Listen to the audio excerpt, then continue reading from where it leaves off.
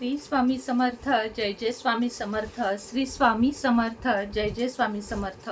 श्री स्वामी समर्थ महाराजांच्या नामस्मरणाने आजच्या व्हिडिओला सुरुवात करूया. शुभ दुपार तुम्हा सगळ्यांना. कसे आहात तुम्ही सगळे? आशा व्यक्त करते स्वस्त असाल, मस्त असाल, स्वामींच्या सेवेमध्ये रममाण असाल.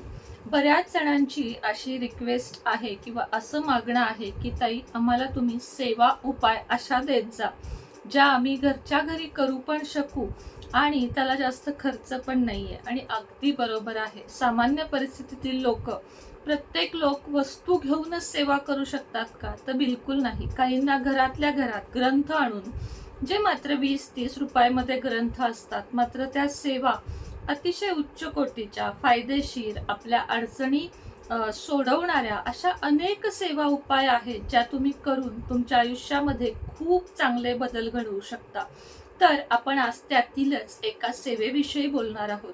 पण त्याआधी मला तुम्हाला सांगावेसे वाटते की तुम्ही कोणतीही सेवा किंवा उपाय जेव्हा करायला घ्याल तेव्हा तुमच्या मनामध्ये शंका आणू नका की हे केल्यानं माझं काम होईल का, किंवा मी एक मिनिट, फोन येत होता, किंवा हे काम केल्यानं माझा वेळ तर वाया जाणार नाही ना, मी हे सगळं कधी करत बसू, काही फायदा होणार नाही, खूप झालं देवाचं करून, आता मी देवाचं करणारच नाही, देवच नसतो, असे अनेक निगेटिव्हिटीनं भरलेली लोक या जगामध्ये आहेत. ज्या वेळेस आपल्याला दुःख येतं तेव्हा आपल्याला देव आठवतो की मी देवाला शरण जातो. पण जेव्हा आपण दिवसातून 4 गोष्टी तरी अशा करत असतो जे आपल्याला देवाला, या युनिवर्सला धन्यवाद म्हटलं पाहिजे, जसं की जेवण असेल, अंघोळ असेल, कपडे असतील, बाहेर आपण जात असू गाडीने, सायकलनी, 4 व्हीलरने, तर या सगळ्यासाठी सगळ्यात आधी ग्रॅटिट्यूड आपण मानायला शिकलं पाहिजे की माझ्याकडे जे आहे ना त्यासाठी या परमेश्वराला धन्यवाद. आहे त्याच्यापेक्षा जास्त मिळवण्याच्या नादात आहे ते आपण विसरून जातो. जसं की मला स्वतःचं घर पाहिजे, पण आत्ता मला देवानं भाड्याचं का होईना खूप सुंदर घर दिलं आहे, ह्याचे जेव्हा धन्यवाद मानायचे आपण विसरतो तेव्हा आपल्याला युनिवर्स मोठ्या गोष्टी सुद्धा देताना बिचकते. म्हणजे या व्यक्तीला देऊ की नको असा देवाचा असेल, युनिवर्सचा विचार असतो. म्हणून जे आहे त्यात आधी समाधान माना, त्याच्याबद्दल धन्यवाद माना आणि त्यानंतर मोठ्या इच्छा ठेवा. जसं की भरपूर पैसा कमवायचा आहे, कर्जातून मुक्त व्हायचं आहे, चांगल्या मुलीशी किंवा चांगल्या मुलाशी लग्न करायचं आहे, मला मूल बाळ हवं आहे, किंवा मला चांगली नोकरी हवी आहे, चांगल्या पॅकेजची नोकरी हवी आहे, तर त्यासाठी आधी जे करताय त्याचे धन्यवाद माना. थोडक्यात मला सांगायचं ते तुम्हाला समजलं असेल. ग्रॅटिट्यूड हा खूप जास्त महत्त्वाचा आहे. दररोज एकदा सकाळी उठल्यावर आणि रात्री झोपताना आणि 2 वेळेस जेवताना धन्यवाद, हे जे काही मला दिलं आहे त्याबद्दल फक्त आणि फक्त धन्यवाद. आणि काही चुकलं असेल तर माफी असावी, हे 2 वाक्य दररोज बोला. आता सेवेविषयी बोलूया. व्यंकटेश स्तोत्र ही एक अशी सेवा आहे जी प्रत्येकाला फळ देते. प्रत्येकाला काही ना काही त्याची प्रचिती येते, अनुभव येतो, कोणाला भीती वाटते. खूप जण म्हणतात बरं का, व्यंकटेश स्तोत्राच्या सेवेने साप दिसला, व्यंकटेश स्तोत्राच्या सेवेने खिडक्या वाजल्या, दारं वाजल्या. पण प्रत्यक्षात बघाल तर हे भास आहेत, असं काहीही होत नाही. व्यंकटेश स्तोत्राच्या सेवेला खूप लोक घाबरतात, खूप व्हिडिओमधनं तुम्हाला भीती दाखवली जाते. प्रत्यक्षात असं काही नसतं. मी बऱ्याच वेळा व्यंकटेश स्तोत्राची 3 दिवसीय सेवा केली आहे. अजून माझ्या हातून 21 दिवसीय घडली नाहीये, पण ती पण लवकरच घडेल. या वर्षामध्ये मला ती करायची आहे. तर आपण आज 3 दिवसीय व्यंकटेश स्तोत्रा सेवेविषयी बघणार आहोत. सुरुवात कधी करावी तसं म्हटलं तर जागोतप सबेरा, म्हणजे तुमच्या आज मनात आलंय ना, चला आजपासून सुरुवात करा. पण शक्यतो व्यंकटेश स्तोत्राच्या सेवेला शुक्रवार, शनिवार, रविवार किंवा बुधवार, गुरुवार, शुक्रवार या 3 दिवसाला महत्व आहे. म्हणजे बुधवार, गुरुवार, शुक्रवार किंवा शुक्रवार, शनिवार, रविवार, जास्त करून शुक्रवार, शनिवार, रविवार व्यंकटेश स्तोत्राची 3 दिवसीय सेवा करावी. आता सगळ्यात आधी याचे नियम अटी बघूयात बरं का. आता कालचाच विषय सांगते. काल मी जी सेवा सांगितली त्यात मला नवनाथ ग्रंथामधील 5वा अध्याय, लोकांनी विचारलं नॉनव्हेज नाही खायचं. कुठल्याही सेवा करताना तुमचं पहिलं नियंत्रण हवं ते तुमच्या जिभेवर आणि तुमच्या वागण्यावर, तुमच्या स्वतःच्या भावनांवर कंट्रोल हवं. तरच सेवा फळास येतात आणि तरच सेवा कराव्यात, अन्यथा सेवा करू नये. त्यामुळं सगळ्यात पहिली अट आहे मांसाहार करायचा नाही. एवढे 3 दिवस म्हणजे शुक्रवार, शनिवार, रविवार करणार असाल तर साधारण गुरुवारपासून म्हणजे बुधवारी रात्री समजा तुम्ही खाल्ले असं धरू, तर बुधवार, गुरुवार, शुक्रवार, शनिवार, रविवार सेवा, सोमवारी पण नाही आणि मग मंगळवारपासून तुम्हाला इच्छा असेल तर तुम्ही खाऊ शकता. आता माझा तो विषयच नाहीये, कारण मी कधीच खात नाही, म्हणजे मी आयुष्यात अजून कधीच खाल्लेलं नाही. त्यामुळे मला ह्या नियमाचं काहीच वाटत नाही कुठली सेवा करताना. तर पहिली अट आहे मांसाहार करायचा नाही. सेवेच्या आधी 1 दिवस, सेवा झाल्यावर 1 दिवस पूर्णपणे शुद्ध पाहिजे आपलं तन, मन, शरीर सगळंच. तर आता तनशुद्धी काय, तर रात्री 12च्या आधी आंघोळ करायची. 11:30ला छान गरम कोमटगार तुम्ही ज्या काही पाण्याने आंघोळ करत असाल ती आंघोळ करायची. ही तनशुद्धी झाली. मनशुद्धी काय करायची, आता हे तुम्हाला खाण्याविषयीची पण शुद्धी मी सांगितली. तन मन शुद्धी. मन शुद्धी म्हणजे काय करायचं ते पण सांगते. लक्षात आलं, मांसाहार करायचा नाही. दुसरी गोष्ट म्हणजे स्वच्छ आंघोळ करून बसायचं. तिसरी गोष्ट, पूजेच्या इथे, देवघराच्या इथे आपल्या आजूबाजूला गोमूत्र आणि गंगाजल शिंपडायचे, जेणेकरून काही लोकांना जे 1% लोक म्हणतात की दरवाजे धडधड वाजले, दरवाजा आपोआप उघडला, साप शेजारी येऊन बसला, हे प्रॅक्टिकली मला बरोबर वाटत नाही, खरंच नाही वाटत. पण तरी पण म्हणजे एखाद्या व्यक्तीला जर अनुभव आलाच असेल तर माझ्यामुळे त्याचं मन दुखायला लागू नये, मन दुखू नये म्हणून सांगते की गंगाजल आणि गोमूत्र शिंपडून बसा, जेणेकरून तुमच्याकडे कुठलीच शक्ती, निगेटिव्हिटी येऊ शकणार नाही.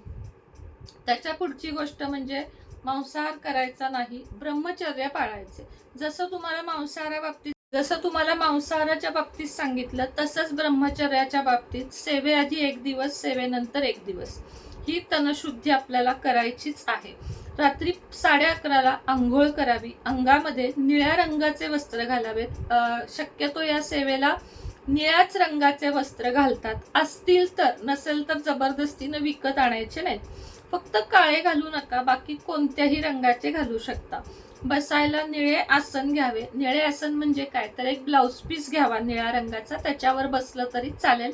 चटई घेऊ नये. वेल्वेटचं वगैरे जे कॉटन, सिल्क असं अस्तर घ्यावं. बांबूचं जे चटईचं असतं ते घेऊ नये.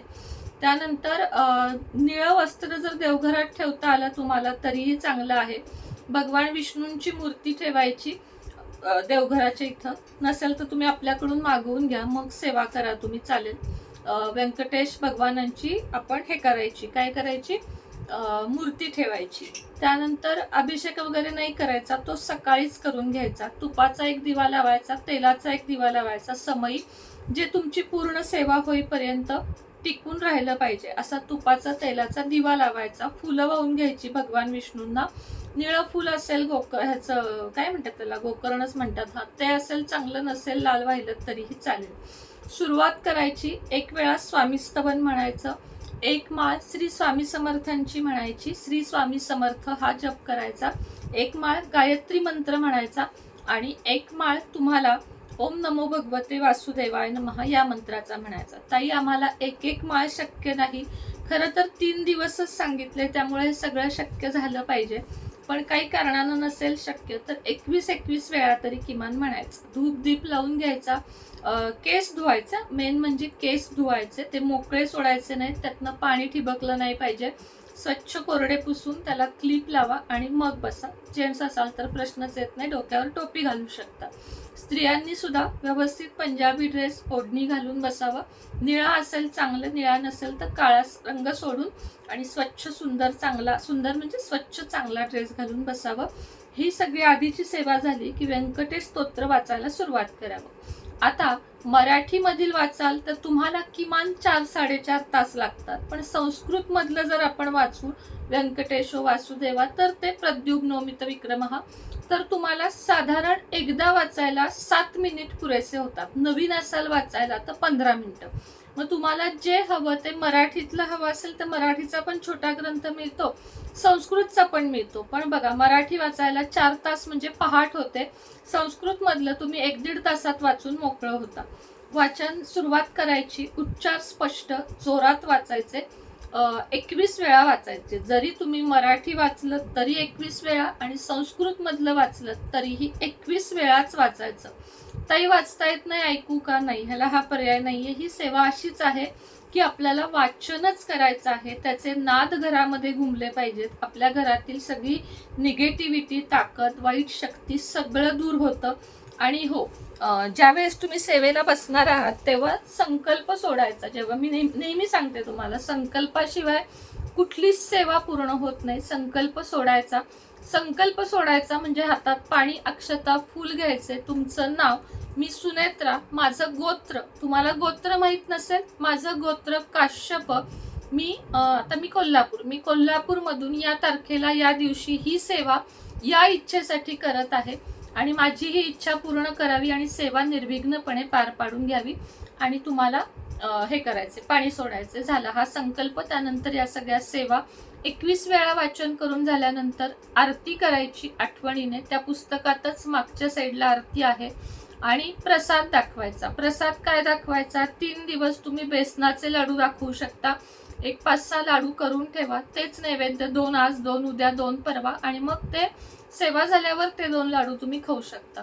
लाडू विकत आणलेत तरी चालेल. पिवळ्या रंगाची कोणतीही बर्फी विकत आणलीत तरीही चालेल. पिवळी बुंदी आणून ठेवलीत, आपली गोड बुंदी, ती 3 दिवस दाखवलीत तरी चालेल.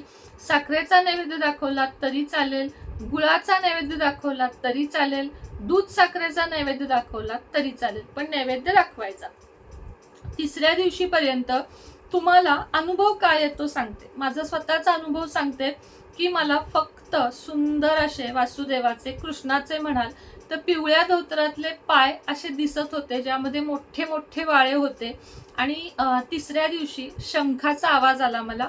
कदाचित हा माझा भास असू शकतो, कारण मी या गोष्टीला जास्त मानत नाही की आत्ताच्या कलियुगात आपल्यासारख्या व्यक्तींना देव साक्षात दर्शन येईल, अंगात येईल वगैरे, तर हे तर बिलकुलच नाही मानत मी.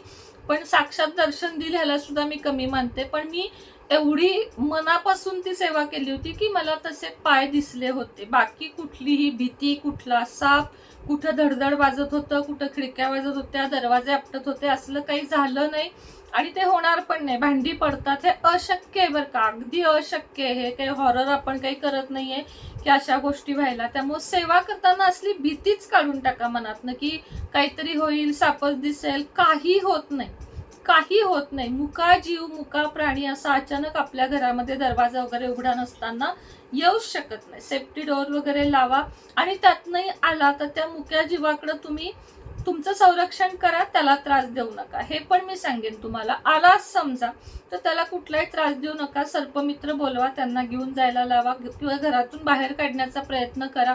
इतकंच करा. तुम्हाला जर उच्च कोटीचे अनुभव आले असतील तर मला नक्की सांगा, काही हरकत नाहीये, येऊ शकतात. पण मला जो अनुभव आला, 3री गोष्ट मला काय अनुभव आला, मला चंदनाचा वास येत होता. आणि तुम्हाला सांगू, सुगंध हा देवाचा आपल्याला दिसण्यापेक्षा तुम्हाला सांगू, सुगंध, देव जिथं असतो तिथं सुगंध आणि प्रकाश. मला ओवी होताना सुद्धा एकेकाला चिंचा, कैरी हे डोळावे लागतात.